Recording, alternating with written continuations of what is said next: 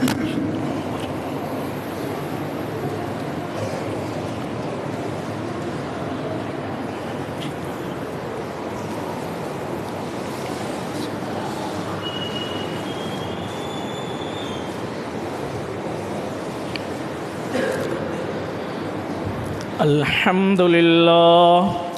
لله نحمده ونستعينه ونستغفره ونؤمن به ونتوكل عليه ونعوذ بالله من شرور أنفسنا ومن سيئات أعمالنا من يهده الله فلا مضل له ومن يضلله فلا هادي له وأشهد أن لا إله إلا الله وأشهد أن محمدا عبده ورسوله أما بعد فإن خير الحديث كتاب الله وخير الهدي هدي محمد صلى الله عليه وسلم وشر الأمور محدثاتها وكل محدثة بدعة وكل بدعة ضلالة وكل ضلالة في النار. أعوذ بالله السميع العليم من الشيطان الرجيم. بسم الله الرحمن الرحيم. قاف والقرآن المجيد بل عجبوا أن جاءهم منذر منهم فقال الكافرون هذا شيء عجيب أئذا متنا وكنا ترابا ذلك رجع بعيد قد علمنا ما تنقص الأرض منهم وعندنا كتاب حفيظ بل كذبوا بالحق لما جاءهم فهم في أمر مريج أفلم ينظروا إلى السماء فوقهم كيف بنيناها وزيناها وما لها من فروج والأرض مددناها وألقينا فيها رواسي وأنبتنا فيها من كل زوج بهيج تبصرة وذكرى لكل عبد منيب ونزلنا من السماء ماء مباركا فأنبتنا به جنات وحب الحصيد والنخل باسقات لها طلع نضيد رزقا للعباد وأحيينا به بلدة ميتا كذلك الخروج كذبت قبلهم قوم نوح وأصحاب الرس وثمود وعاد وفرعون وإخوان لوط وأصحاب الأيكة وقوم تبع كل كذب الرسل فحق وعيد أفعجينا بالخلق الأول بل هم في لبس من خلق جديد قال الله تبارك وتعالى في كلامه المجيد. أعوذ بالله من الشيطان الرجيم. ولما بلغ أشده واستوى آتيناه حكما وعلما وكذلك نجزي المحسنين. تمام قسموں کی تعریف اللہ وحدہ لا شریک خالق کائنات مالک ارض و سما کے لیے ہے، اور درود و سلام اللہ کے آخری نبی جناب محمد رسول اللہ صلی اللہ علیہ وسلم پر، جن کے ذریعے سے اللہ رب العالمین نے بنی نوع انسان کی ہدایت کا اور رہنمائی کا بندوبست فرمایا ہے۔ برادران اسلام، پردہ نشین خواتین اسلام، حق اور باطل کی کشمکش یہ روز اول سے ہی جاری ہے۔ باطل ہمیشہ دلائل کے سامنے طاقت و قوت کا مظاہرہ کرتا ہے اور اہل ایمان کو مختلف طریقوں سے گزن پہنچانے کی کوشش کرتا ہے۔ اللہ رب العالمین نے ہماری ہدایت کے لیے جو کتاب نازل فرمائی، اس میں اللہ رب العالمین نے انبیاء کرام کے واقعات کو بیان کیا۔ ان میں جو کفار اور مشرکین اور انبیاء کے مخالفین تھے، انہوں نے کس طریقے سے انبیاء کرام پر، ان کے ماننے والوں پر ظلم و ستم کیا، اور پھر ایمان والوں کے ساتھ اللہ رب العالمین نے کس طریقے سے اپنی مدد اور اپنی رحمت نازل کی۔ یہ ساری چیزیں قرآن مجید میں اللہ رب العالمین نے قصوں میں بیان فرمائی ہے۔ یہ قصے اور یہ باتیں، یہ واقعات اس لیے نہیں ہیں کہ ہم صرف اس کو پڑھیں اور اپنے کانوں کو محظوظ کریں، بلکہ اللہ رب العالمین نے اس کو عبرت کے لیے قرآن مجید میں نازل فرمایا ہے۔ اس لحاظ سے ہمیں قرآن مجید کا مطالعہ کرنا چاہیے اور اپنے ایمان کی مضبوطی کے لیے اہل ایمان جو کافروں کی اور باطل کے سامنے ٹکے ہوئے تھے، اپنے ایمان کی بنیاد پر، اپنے اللہ رب العالمین سے توحید کی مضبوطی کی بنیاد پر، اسے ہمیں اپنے اندر نافذ کرنا چاہیے۔ آج جن حالات سے ہم گزر رہے ہیں، ایسے حالات میں ہمیں قرآن سے رہنمائی کی ضرورت ہے، اور اللہ رب العالمین نے اس کو ہماری زندگی کا جزء لا ينفق بنا دیا ہے کہ ایک مسلمان اس قرآن سے وابستہ ہوگا تو اللہ رب العالمین اسے اس دنیا میں سرخرو کرے گا اور کامیاب کرے گا، اور اگر اس نے قرآن کو چھوڑ دیا تو پھر اللہ رب العالمین کو کوئی پرواہ نہیں۔ میرے بھائیوں، ابھی خطبہ مسنونہ کے بعد میں نے جو آیت کریمہ پڑھی اس میں حضرت موسیٰ علیہ السلام کی جانب اللہ رب العالمین نے اشارہ کیا ہے۔ موسیٰ علیہ السلام کی پوری زندگی، جیسے ہم نے ذی الحجہ کے مہینے میں حضرت ابراہیم علیہ السلام کی زندگی کو دیکھا کہ ابراہیم علیہ السلام کی زندگی بچپن سے لے کر بڑھاپے تک آزمائشوں میں اور اللہ رب العالمین کی فرما برداری میں گزر گئی۔ اللہ رب العالمین کی توحید کے علم کو بلند کرنے کے لیے حضرت ابراہیم علیہ السلام نے ساری سب کچھ اللہ کے راستے میں قربان کر دیا۔ اسی طریقے سے اللہ رب العالمین نے حضرت موسیٰ علیہ السلام کے بارے میں فرمایا وَفَتَنَّاكَ فُتُونًا، ہم نے حضرت موسیٰ علیہ السلام کو بھی بہت سی آزمائشوں میں ڈالا اور پھر حضرت موسیٰ علیہ السلام بھی ان آزمائشوں میں پورے اترے۔ میرے بھائیوں، حضرت موسیٰ علیہ السلام کے واقعے کو ہم اچھی طریقے سے جانتے ہیں، لیکن ہم اس سے کیا ہمیں نصیحت ہے اور کیا عبرت ہے، کیا چیزیں ہمیں اس سے حاصل کرنا چاہیے، اس جانب ہماری توجہ کم ہے۔ آج خطبے میں انشاءاللہ ہم حضرت موسیٰ علیہ السلام کے اس واقعے سے ہمیں کیا اسباق ملتے ہیں اور ہمیں اس کو اپنی زندگی میں کس طریقے سے نافذ کرنا چاہیے، اس کو ہم غور کریں گے۔ سب سے پہلے جب حضرت موسیٰ علیہ السلام کی پیدائش سے پہلے یہ بات مشہور کی کہ بنی اسرائیل میں ایک ایسا بچہ پیدا ہونے والا ہے جو فرعون کی سلطنت کے لیے خطرہ ہوگا، تو اس نے ظلم و ستم شروع کیا اور یذبحون ابناءہم ویستحیون نساءہم، اس نے بنی اسرائیل کے نرینہ اولاد کو قتل کرنا شروع کر دیا، عورتوں کو چھوڑ دیا۔ بنی اسرائیل جس پستی میں اور جس طریقے سے وہ زندگی گزار رہے تھے، پوری غلامی کی زندگی، اسرائیلی روایات ہم مانتے نہیں، لیکن اس میں پڑھا جائے تو اس میں بتایا گیا کہ کس طریقے سے مزدور سے مزدوری کروا لینا، کم مزدوری دینا یا مزدوری نہ دینا، اس کے اوپر ظلم و ستم کرنا، یہ ساری چیزیں بنی اسرائیل کے ساتھ روا تھی، ہر طریقے سے ان پر ظلم کیا جاتا تھا۔ لیکن جب نجومیوں نے یہ بتا دیا کہ یہ بچہ پیدا ہوگا جو تمہاری سلطنت کے لیے خطرہ ہوگا، تو اس نے نرینہ اولاد کو قتل کرنا شروع کر دیا اور جلات کو پھیلا دیا۔ اللہ رب العالمین کی قدرت، اللہ رب العالمین طاقت و غلبے والا ہے۔ ان حالات میں جب کہ ہم مختلف قسم کے ویڈیو دیکھ رہے ہیں، مختلف قسم کی ایسی باتیں ہمارے سامنے آ رہی ہیں کہ کبھی ہم کمزور ایمان والا اس کو دیکھتا ہے تو دہشت زدہ ہو جاتا ہے۔ حضرت موسیٰ علیہ السلام کی زندگی ہمیں یہ بتاتی ہے، اللہ رب العالمین نے حضرت موسیٰ کو جس طریقے سے بچایا ہے، اللہ اپنی تدبیر کرتا ہے اور لوگ دنیا کے اندر مکر و فریب کرتے ہیں، اللہ رب العالمین کی تدبیر اور تقدیر دونوں غالب آتی ہے۔ اگر اللہ نے موسیٰ علیہ السلام کو زندہ رکھنا تھا تو دنیا کی کوئی طاقت انہیں مٹا نہیں سکی۔ حضرت موسیٰ علیہ السلام کے ذریعے ہی اور ان کی دعوت کا انکار کرنے کی پاداش میں ہی اللہ رب العالمین نے فرعون کو غرق کر دیا۔ تو حضرت موسیٰ علیہ السلام کو جب اللہ رب العالمین نے پیدا کرنا چاہا، پیدا کر دیا۔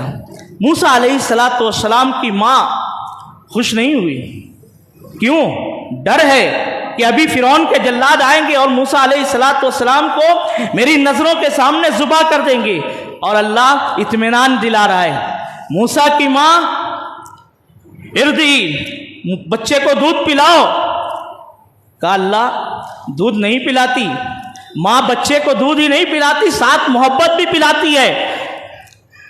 کہا موسیٰ کی ماں تو دودھ پلا، اگر تو دیکھے کہ تیری گود تیرے بچے کو سہارا نہیں دے سکتی تو اس کو دریا کی لہروں کے حوالے کر دے۔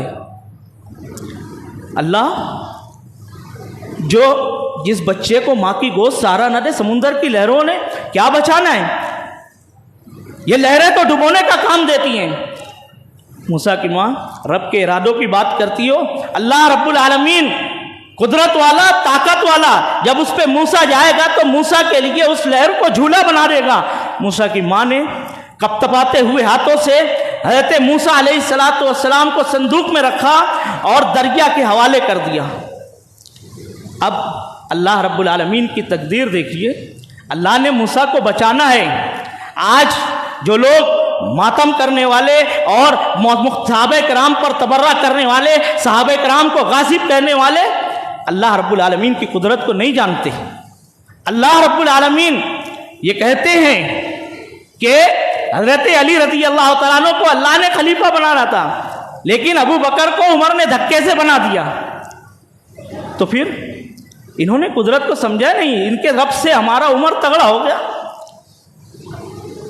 عمر رضی اللہ تعالیٰ عنہ، جبکہ ایسی بات نہیں، حضرت ابو بکر صدیق رضی اللہ تعالیٰ عنہ کی امامت کو اللہ کے نبی صلی اللہ علیہ وسلم نے ثابت کیا ہے۔ جب حضرت عائشہ صدیقہ رضی اللہ تعالیٰ عنہ نے کہا تھا کہ اللہ کے نبی صلی اللہ علیہ وسلم لوگ آپ کے انتظار میں ہیں، بلال رضی اللہ تعالیٰ عنہ کئی مرتبہ آواز دے چکے ہیں الصلاۃ الصلاۃ، نماز کا وقت گزرا جا رہا ہے، اللہ کے نبی صلی اللہ علیہ وسلم فرماتے ہیں مروا ابا بکر فلیصلی بالناس، ابو بکر کو کہو کہ لوگوں کی نماز پڑھائے۔ تو مصلی پر نبی کریم صلی اللہ علیہ وسلم نے اپنی زندگی میں جس کو کھڑا کیا، جس کو اپنا جانشین بنایا، صحابہ کرام نے یہ سمجھ لیا کہ حضرت ابوبکر صدیق رضی اللہ تعالیٰ عنہ نبی کریم صلی اللہ علیہ وسلم کے بعد خلیفہ بنے۔ اور پھر حضرت عائشہ صدیقہ رضی اللہ تعالیٰ عنہ سے اللہ کے نبی صلی اللہ علیہ وسلم اللہ رب العالمین کہلواتا ہے، کہا اللہ کے نبی جب حضرت ابو بکر صدیق رضی اللہ تعالیٰ عنہ بڑے رقیق القلب ہیں، جب آپ کے مصلی پر کھڑے ہوں گے ان کی آواز رن جائے گی، وہ نماز نہیں پڑھا سکیں گے، کسی اور کو کہیے۔ تو اللہ کے نبی صلی اللہ علیہ وسلم نے سختی کے ساتھ ابو بکر رضی اللہ تعالیٰ عنہ کی امامت کے لیے کہا کہ ابو بکر کو کون نماز پڑھائے۔ یہ اللہ کے نبی صلی اللہ علیہ وسلم نے ثابت کیا۔ بہرحال حضرت موسیٰ علیہ السلام کو اللہ نے بچانا تھا، تو اللہ قدرت والا ہے، اللہ جو چاہتا ہے وہ کرتا ہے۔ اللہ رب العالمین اگر چاہے تو موسیٰ علیہ السلام کو فرعون کے محل میں پالتا ہے۔ دیکھیے موسیٰ علیہ السلام کو جب ڈال دیا دریا میں، صندوق چلا، فرعون کی بیوی اپنے باغ کے کنارے بیٹھی ہوئی ہے، دریا کے کنارے صندوق کو بہتا ہوا دیکھا، ایک خوبصورت بچہ، کہا جاؤ صندوق لے کے آؤ۔ صندوق لایا گیا، بچے کو دیکھتے ہی اللہ رب العالمین نے اس کی محبت حضرت آسیہ کے دل میں ڈال دی۔ لا تقتلوہ عسیٰ ان ینفعنا او نتخذہ ولدا، اللہ نے کہا فرعون جس کے لیے تو نے لاکھوں کو ذبح کروایا ہے، آج تیرے گھر میں لایا ہوں، ذرا مار کے دکھا۔ یہ ہے قدرت، یہ ہے طاقت، یہ اللہ رب العالمین ہے۔ ہم نے اللہ کو پہچانا ہی نہیں۔ اللہ وہ ہے جو چاہتا ہے وہ کرتا ہے۔ یہ بات ہمارے ذہن کے اندر بیٹھ جائے، کوئی نہیں دنیا کے اندر بگڑی بنانے والا، کوئی نہیں ہے۔ اللہ نے فرما دیا الحی القیوم، اللہ کے لیے، رب کے لیے شرط یہ ہے کہ اللہ زندہ ہے، زندہ ہے اور قائم بذات ہے۔ کوئی نہیں۔ جتنے لوگوں کو اللہ کو چھوڑ کر پوجا جاتا ہے ان کو دیکھ جائیے، یا تو وہ مردہ ہیں یا بے بس ہیں، یا ان کو ایسی ضرورتیں ہیں جو اللہ کے رب ہونے کے، معبود ہونے کے منافی ہے۔ اور ساری چیزیں جن کو اللہ کو چھوڑ کر پوجا جاتا ہے، جن کو حاجت روا سمجھا جاتا ہے، سب چیزیں باطل ہیں۔ یہ ہمارے ذہن میں کب بیٹھے؟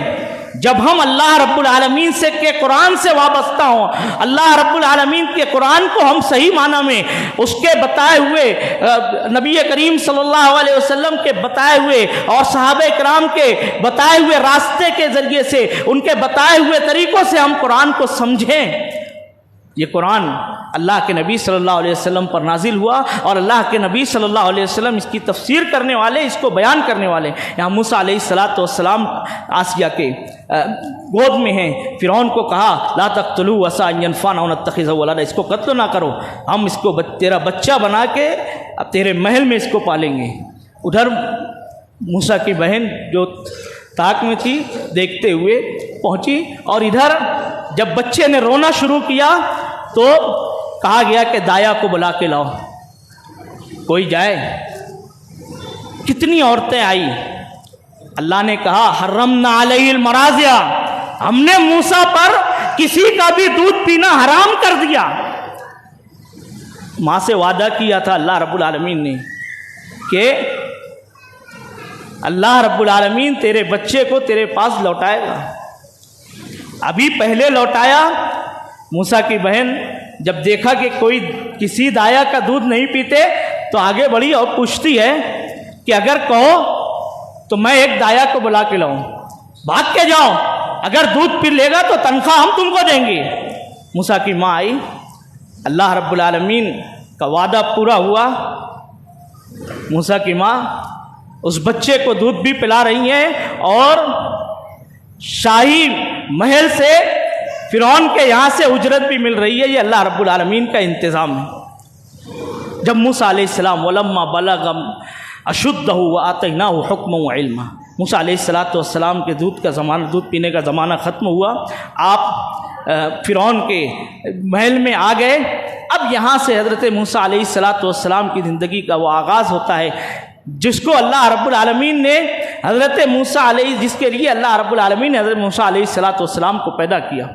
حضرت موسیٰ علیہ السلام اب فرعون کے دربار میں ہیں، ادھر ماں کے پاس تھے بنی اسرائیل میں، حضرت یعقوب علیہ السلام کی تعلیمات تھیں، دین کا علم، اللہ رب العالمین کی توحید، اللہ رب العالمین کی عظمت ان کے دل کے اندر موجزن ہو گئی۔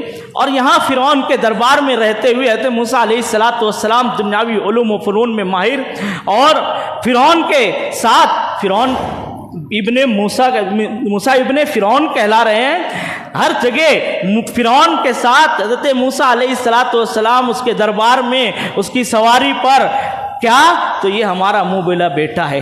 اتنی عقل نہیں ہوتی، جو شرک کرنے والے ہیں ان کی عقل دیکھیے، اس واقعے میں غور کیجئے۔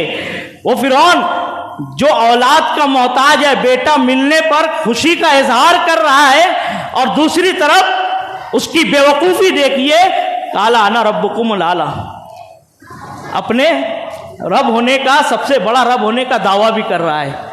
ایک بیٹے کا محتاج ہے، ایک بیٹا نہیں ہے، اولاد نہیں ہے، اور اپنے رب ہونے کا دعویٰ کر رہا ہے، اولاد کا محتاج ہے کہ جب اولاد ملی تو خوشی کا اظہار کر رہا ہے۔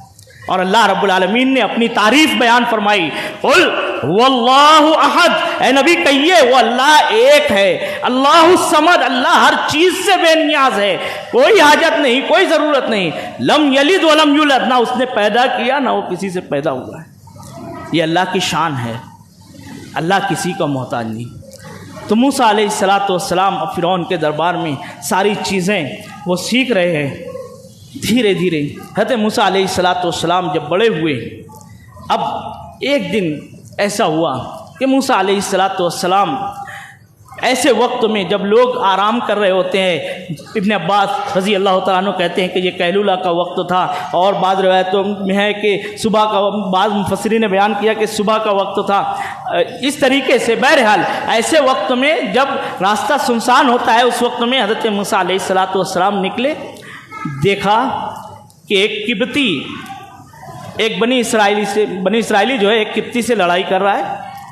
جیسے ہی اس بنی اسرائیلی نے، اب ان کو بھی ایک حوصلہ مل گیا بنی اسرائیل کو حضرت موسیٰ علیہ السلام کی وجہ سے کہ ہم موسیٰ علیہ السلام کے ماموں ہیں، کیونکہ موسیٰ علیہ السلام نے ہمارے یہاں کی عورت کا دودھ پیا ہے۔ کسی کو نہیں پتا ہے کہ موسیٰ علیہ السلام نے جس عورت کا دودھ پیا ہے وہ حضرت موسیٰ علیہ السلام کی ماں ہے، لیکن بنی اسرائیل کو کچھ تو حوصلہ ہو گیا کہ ہمارا بھی ایک آدمی فرعون کے دربار میں ہے، ہمارے لیے کچھ نہ کچھ وہ انتظام کرے گا۔ اس طریقے سے بنی اسرائیل کو ایک حوصلہ ہو گیا، اور یہ اپنے خاندان قبیلے کی وجہ سے اس نے حضرت موسیٰ علیہ السلام کو دعائی دی کہ موسیٰ مدد کیجئے۔ موسیٰ علیہ السلام آئے، بیچ بچاؤ کرنے لگے، اور کوئی ہوتا ہے جو زیادہ طاقتور ہوتا ہے وہ چڑھ دوڑتا ہے، سمجھانے والے کی بات کو نہیں مانتا ہے، تو کبھی سمجھانے والے کو سخت رویہ اختیار کرنا پڑتا ہے۔ فَوَقَظَهُ مُوسَىٰ فَقَضَىٰ عَلَيْهِ، موسیٰ علیہ السلام نے یہ سخت رویہ اختیار کیا، اس کو ایک گھوسا مارا، وہیں ڈھیر ہو گیا۔ موسیٰ علیہ السلام کا ارادہ نہیں تھا، فوراً حضرت موسیٰ علیہ السلام نے اس غلطی پر ندامت کا اظہار کیا، اور اللہ رب العالمین سے دعا کی کہ اللہ رب العالمین یہ غلطی اور یہ گناہ مجھ سے ہو گیا ہے، پروردگار عالم تو مجھے معاف فرما۔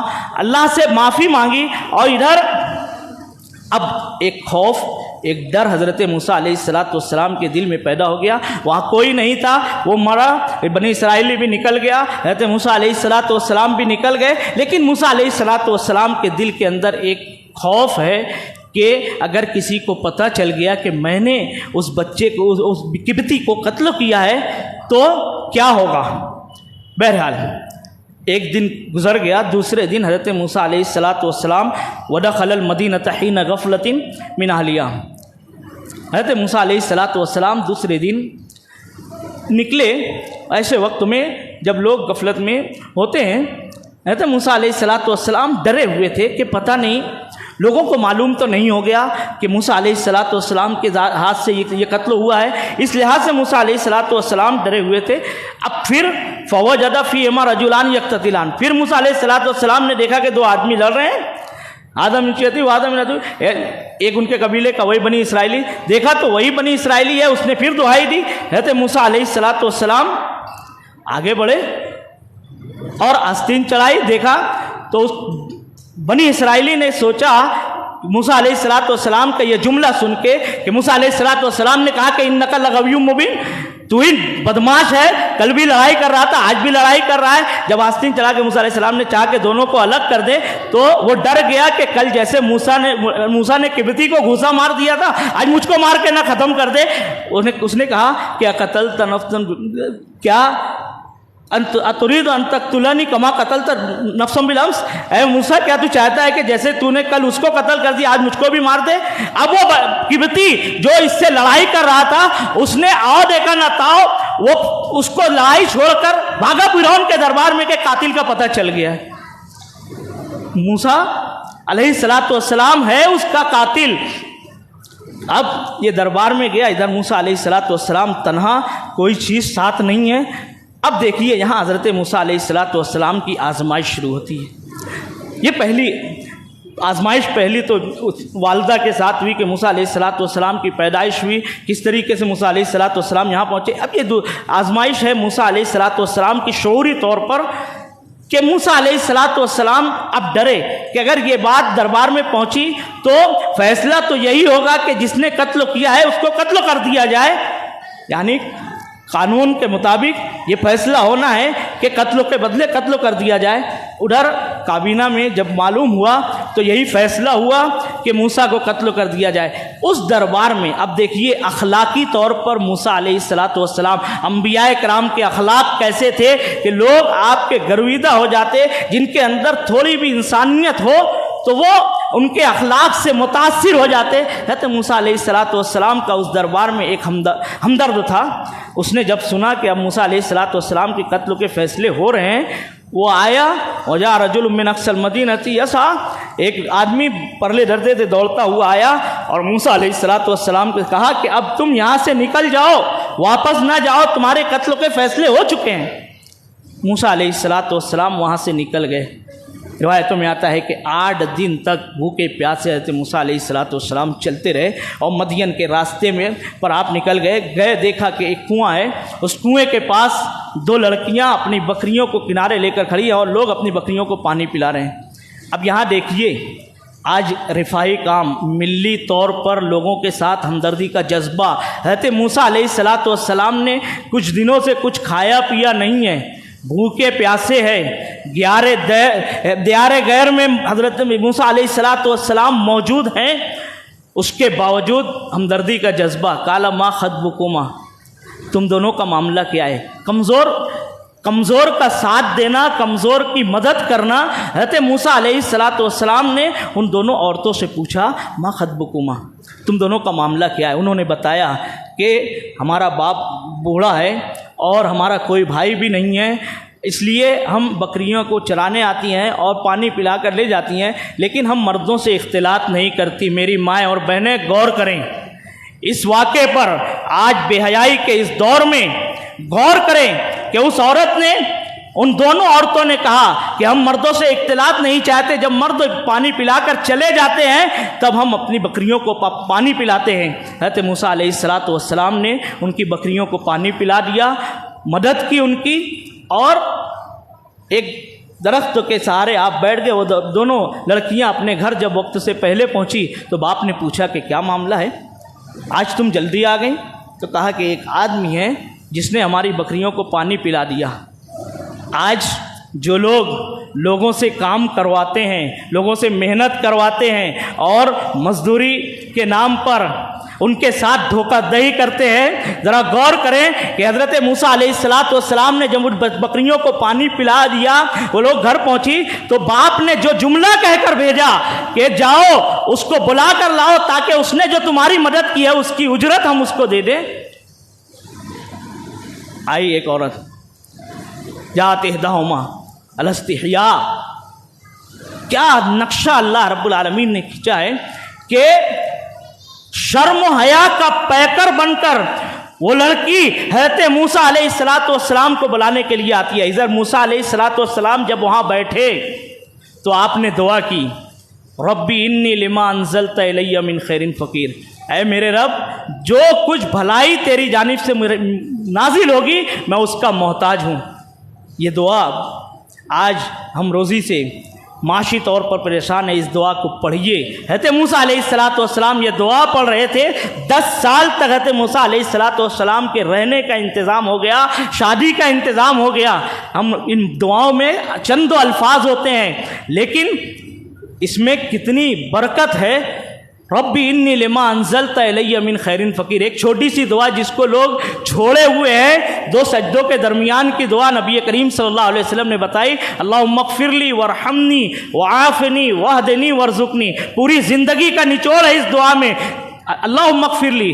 آدمی گناہ میں ملوث رہتا ہے، غلطیاں ہوتے رہتی ہیں، اپنے گناہوں کی معافی مانگتا ہے اور گناہوں کی معافی کے ساتھ اللہ سے رحم کا سوال کرتا ہے، اور رحم کے ساتھ اس بات کا سوال ہے کہ دنیا گناہوں کا جھمیلا ہے، اس میں تیری جانب سے عافیت ہو کہ ہم گناہوں سے بچ سکے۔ وعدنی، اب جس راستے پر میں تھا وہ راستہ برا تھا، رب العالمین تیری جانب سے ہدایت کا محتاج ہوں۔ ورزقنی، اور اس ہدایت کے راستے پر چلنے کے لیے مجھے طاقت و قوت کی ضرورت ہے، مجھے روزی عطا فرما۔ اتنی اہم دعا جو 2 سجدوں کے درمیان نبی کریم صلی اللہ علیہ وسلم نے سکھائی ہے۔ بہرحال حضرت موسیٰ علیہ السلام، ربی انی لما انزلت الی من خیر فقیر، اے اللہ جو بھی بھلائی تیری جانب سے نازل ہو میں اس کا محتاج ہوں۔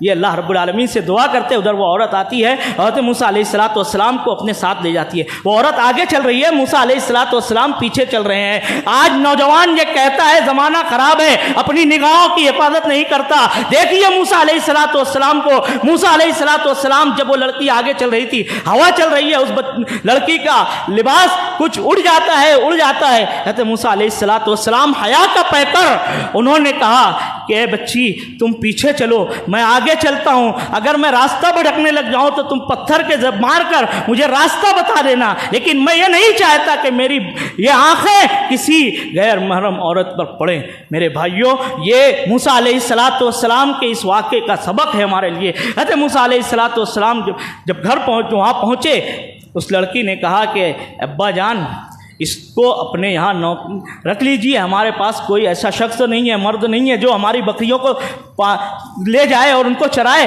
آپ موسیٰ علیہ السلام کو اجرت پر رکھ لیجئے، کیونکہ ہم نے اس کو قوی اور امانت دار پایا ہے۔ باپ ٹھنکا کہ ابھی قوت کا مظاہرہ تو تم نے کیا کہ اس نے اس پتھر کو ہٹا کر بکریوں کو پانی پلا دیا، لیکن یہ امانت داری کہاں سے آ گئی؟ تو اس عورت نے وہ واقعہ بیان کیا کہ میں راستے سے آ رہی تھی، اس حیا کے پیکر نے میرے ساتھ یہ معاملہ کیا ہے، اس لیے میں کہتی ہوں کہ یہ امانت دار بھی ہے اور ہمیں ایسے ہی طاقت و قوت والے اور امانت دار کی ضرورت ہے۔ حضرت موسیٰ علیہ السلام سے ان کے والد کہتے ہیں کہ اب بات کیا ہے، جب آپ کے اندر یہ 2 صلاحیتیں موجود ہیں، جو اب جن کی بیٹیاں بیٹھی ہوئی ہیں اور وہ نکاح نہیں کر رہے ہیں اور رشتے، اچھے رشتے آنے پر، دیندار رشتے آنے پر، داڑھی والا رشتہ آنے پر ٹھکرا رہے ہیں، غور کیجئے۔ انہوں نے کہا کہ اجرت پر رکھنے کی بات کیا ہے، آپ کو ہم اپنا داماد بنا لیتے ہیں کہ آپ کے اندر جب یہ دونوں صفت موجود ہے کہ آپ قوی ہیں اور امانت دار ہیں، حیا کے پیکر ہیں، کہا 8 سال تک آپ ہمارے ہاں اجرت کیجئے، یہی مہر ہوگی۔ جہیز لینے والے غور کریں کہ موسیٰ علیہ السلام کے پاس کچھ نہیں ہے، تب بھی شادی کے لیے انہوں نے کیا شرط رکھی کہ 8 سال تک آپ ہمارے یہاں مزدوری کریں، یہی تمہاری مہر ہوگی۔ عورت کی کفالت کا ذمہ دار بنتا ہے مرد، یہ نہ یہ کہ وہ عورتوں سے جہیز لے اور اس کے باپ پر بوجھ بنے۔ حضرت موسیٰ علیہ السلام سے انہوں نے کہا کہ اگر آپ 10 سال تک یہ کرتے ہیں تو یہ آپ کی جانب سے احسان ہوگا۔ بہرحال حضرت موسیٰ علیہ السلام کو اس دعا کی برکت سے اللہ رب العالمین نے گھر بھی دیا، رہنے کا ٹھکانہ دیا، بیوی دی، بچے دیے۔ حضرت موسیٰ علیہ السلام کو یہ رہنے کا ٹھکانہ وہاں پر مل گیا۔ یہ دعا یہ 10 سال پورا ہونے کے بعد حضرت موسیٰ علیہ السلام اب وہاں سے نکلے۔ اس واقعے کو انشاءاللہ کبھی اور موقع رہا تو حضرت موسیٰ علیہ السلام کی دوسری ہجرت کا واقعہ، یہ پہلی ہجرت موسیٰ علیہ السلام کی ہوئی، پھر اللہ رب العالمین نے موسیٰ علیہ السلام کو فرعون کے دربار میں نبی بنا کر بھیجا، اور وہاں پر جتنے معاملات ہوئے کبھی موقع رہا تو انشاءاللہ ان واقعات کو بیان کیا جائے۔ بہرحال جتنی باتیں بیان کی گئیں موسیٰ علیہ السلام کے اس واقعے میں ہمارے لیے عبرت کے بہت سے پہلو ہیں، ہمیں ان کو اپنی زندگی میں نافذ کرنا چاہیے۔ اللہ رب العالمین سے دعا ہے کہ اللہ رب العالمین ہمیں صحیح معنی میں قرآن مجید کو جس مقصد کے لیے اللہ رب العالمین نے نازل کیا ہے اس مقصد کو حاصل کرنے کی توفیق عطا فرمائے۔ قرآن مجید سے ہمیں، ہمارے بچوں کو، ہماری عورتوں کو، سب کو وابستہ رہنے کی توفیق عطا فرمائے۔ اس کے تراجم، اس کے تفاسیر کو، صحیح تفاسیر کو پڑھنے کی توفیق عطا فرمائے۔ اللہ رب العالمین ہمیں جب تک اس دنیا کے اندر زندہ رکھے اسلام پر، ایمان پر زندہ رکھے، اور اسی پر اللہ رب العالمین ہمارا خاتمہ فرمائے۔ آمین وآخر دعوانا الحمد للہ رب العالمین۔ بارک اللہ لنا ولکم فی القرآن ونفعنی وإیاکم بالآیات الحکیم انہ تعالی جواد کریم ملک بر رؤوف رحیم۔